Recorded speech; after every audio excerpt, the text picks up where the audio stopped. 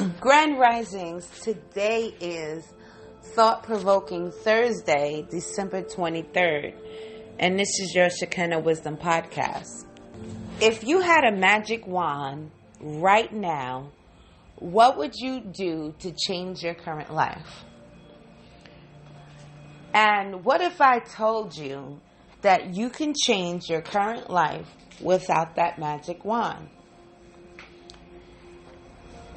Things that we desire first starts in the mind, and then we create what it is that we think by calling in experiences that would align us to the desired outcome. A lot of times we allow false evidence appearing real to pigeonhole us in the place where we think that we can't achieve what we truly desire. But I'm here to tell you that sometimes patience is all that is required to get exactly what it is you truly desire. If what you truly desire aligns up with your principles and where you're going in life, you will receive what you truly desire. But sometimes the things that we desire don't align up to who we are and where we're going. And when those things happen, we don't like the outcome because it doesn't align with our current construct of how life should go. So today, my lovelies, I want you to look at areas in your life where you have been controlling, where you have wanted to decide the outcome of events. And I want you to think about what happens when you just let go and allow life. What does that mean to just let go and allow life? Well, that means living in a moment, living in the present, focusing on the tasks that you can do right here, right now, and the things that you can't, put them at the back of your mind. Don't have them at the forefront of your mind. All of our experiences in life are shaped by our perception, how we perceive events. Our perception determines whether something is positive or negative.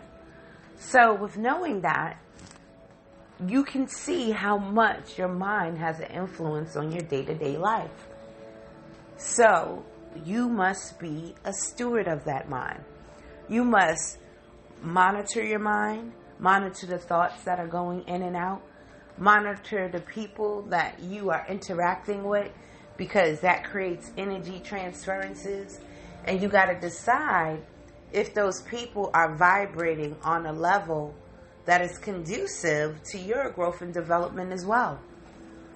One of the mistakes that I've made in my journey was to be so overly concerned with assisting someone else on their journey that I neglected my own. And I started becoming stagnated. When you become stagnant, the first thing you do is you look around to see what finger you can point the blame at. Who you can point the finger of blame at.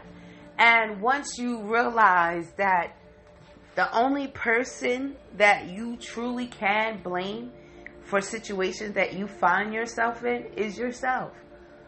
Well, that's the only one that there could be immediate change to, because you can't change people external from you. But you can make changes within yourself. So the first thing I do when I get into an unsavory situation, rather than looking at them, figuring out, what their problem is and how they can fix their problem, I look at our interactions and I see how can we interact in a more positive fashion. And a lot of times it takes me discarding the same traits that I find undesirable in others. But when others present it, it's usually in an exaggerated fashion so that you can actually see there's a problem with the behavior. Because if you were just surrounded by people that put out the same energy frequency as you will co-sign the behavior.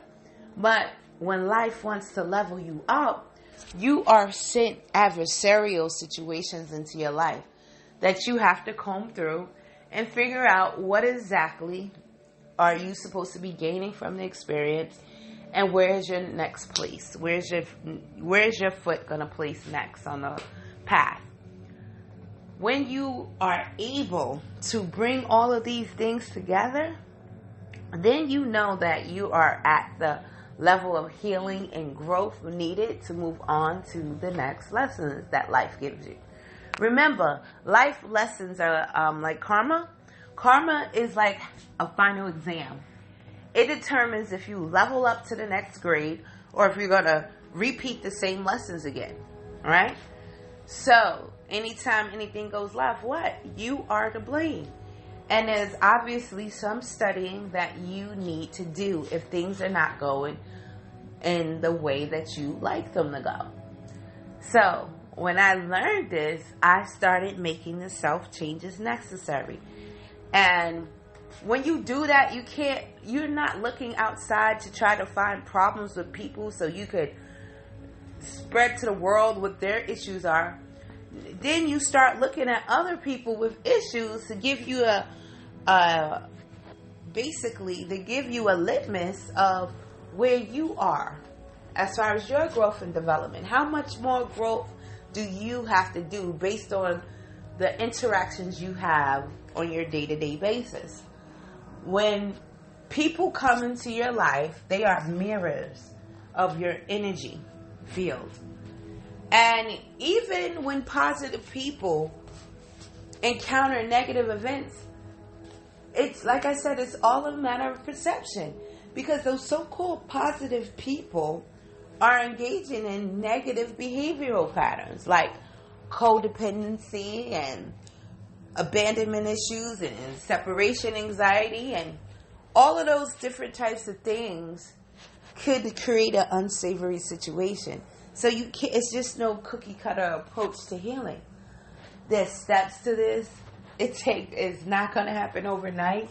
You're going to go through a couple of dark nights of the soul, shadow periods. Dark nights of the soul is when you are faced with your shadow side. When you are faced with everything that you do not like about yourself and you are being challenged to make a better version of you. And that's not an easy experience to go through. But I can honestly tell you, once you emerge, it's like a total transformation. You'll be a total different person in a good way. And you'll be able to be more self-assured, confident, and know where you're headed in life. Now, if you need help on your healing journey, you can always head over to ShekinahWisdom.com and book an appointment. If you want art therapy, you can head over to IAMU Collection, the letter U Collection.com. And if you simply want to support the work we're doing here, you can Cash App Unearthing the Truth, or you can head over to ShekinahWisdom.com and click the Donate tab. Whatever you do, my lovelies, I want you to be in meditative thought today, and I want you to make sure that your actions align up to who you are and where you're going. All right, you have a wonderful, thought-provoking Thursday.